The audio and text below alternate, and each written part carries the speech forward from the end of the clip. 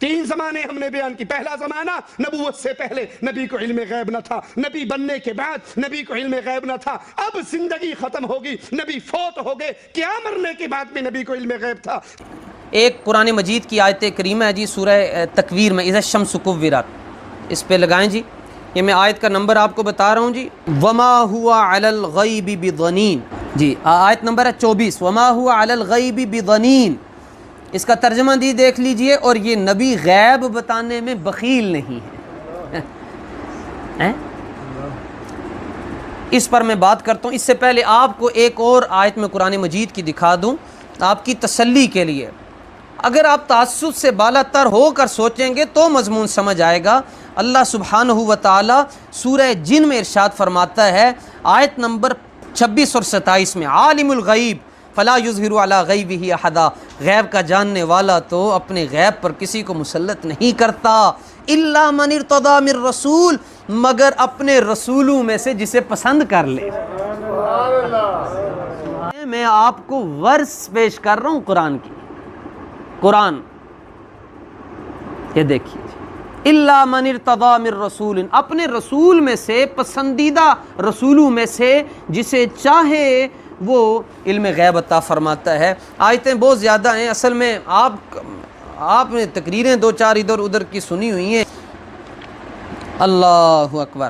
آپ کہتے ہیں صرف اللہ ہی غیب جانتا ہے, یہ تو جملہ آپ اپنے علماء سے سنیں, اس پر تو آپ پر ویسے ہی کفر کا فتویٰ لگ جائے گا. آپ قرآن کی بعض آیات کا انکار کر رہے ہیں.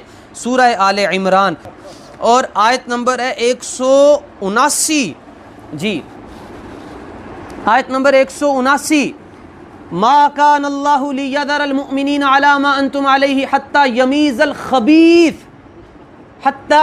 الخبیث من الطیب وما کان اللہ لیطلعکم علی الغیب ولکن اللہ یجتبی من رسلہ من یشاء. ترجمہ عربی تڑی بلا جانے عربی کی. یہ اللہ ارشاد فرماتا ہے اللہ مسلمانوں کو اس حال پر چھوڑنے کا نہیں جس پر تم ہو, جب تک کہ جدا نہ کر دے گندے کو ستھرے سے.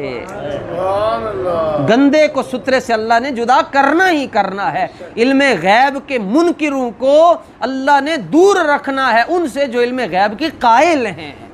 اور اللہ فرماتا ہے اللہ کی یہ شان نہیں ہے عام لوگوں کہ تمہیں غیب کا علم دے دے, ہاں اللہ چن لیتا ہے اپنے رسولوں میں سے جسے چاہے. اب آپ کہیں نا کہ اللہ اپنے رسولوں کو غیب نہیں دیتا. شفا DKI نے اسے چھاپی اور یہ بھی مدینہ منورہ میں درسن پڑھائی جاتی ہے اور آج بھی مدینہ شریف کی لائبریریوں میں موجود ہے. ہاں یہ کتاب دیکھ رہے ہیں آپ, اس کے صفحہ نمبر 312 پر ایک واقعہ, بڑا ایمان افروز واقعہ ہے. یہ ذرا قریب کر کے ان کو بتائیں کہ اس کو جس نے کوٹ کیا امام احمد نے, امام بزار نے, امام بیہقی نے, امام بغوی نے, امام ابو نعیم نے, اور یہ جو آپ کو اعزا پڑا ہوتا ہے سند کا یہ بھی آ گیا سند صحیح کے ساتھ روایت کی, سند صحیح کے ساتھ. ہر حدیث میں آپ کو ضعف ہی نظر آتا ہے جی.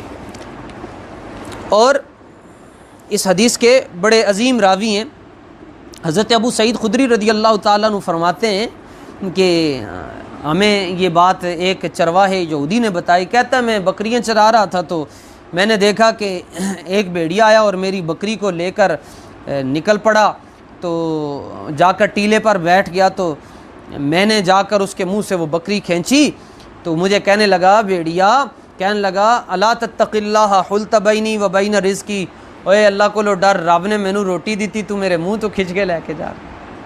بھیڑیا باتیں کرنے لگا تو وہ یہودی چرواہا حیران ہونے لگا, کہنے لگا اللہ اکبر یتکلم بکلام الانسی, یہ عجیب بھیڑیا ہے, بھیڑیا ہو کر بندو جیسی باتیں کرتا ہے.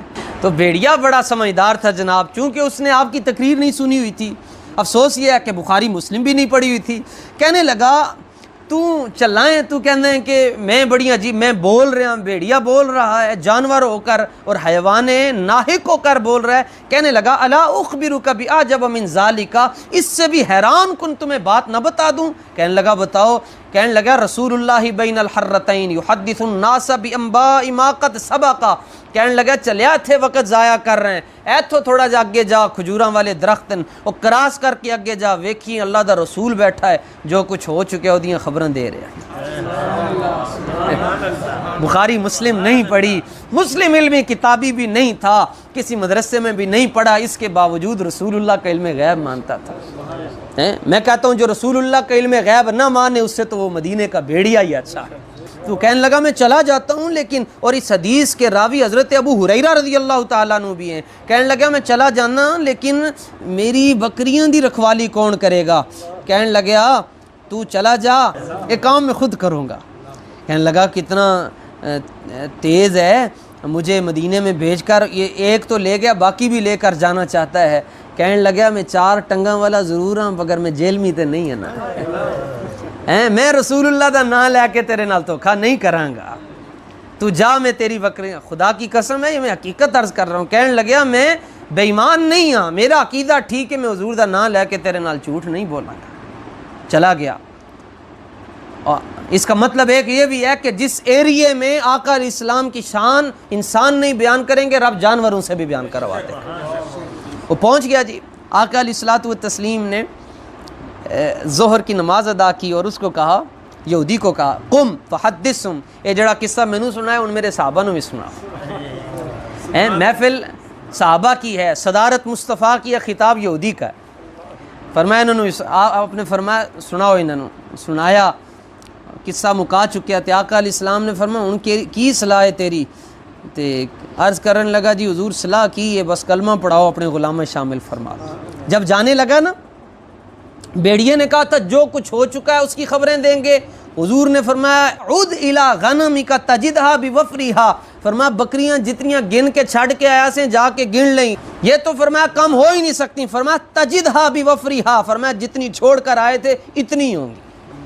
فوجد، آ کے انہیں گنی اور پوری تھی، وذبح للذئب شاۃ منھا، اور جب اس نے دیکھا کہ بکریاں پوری ہیں، ایک بکری خود ذبح کی اور آ کر بھیڑیے کے آگے رکھ کر کہنے لگا محفل شریف مکمل ہو گئی ہے، اب آپ چھوٹے گوشت کا لنگر شریف قبول فرمائیں۔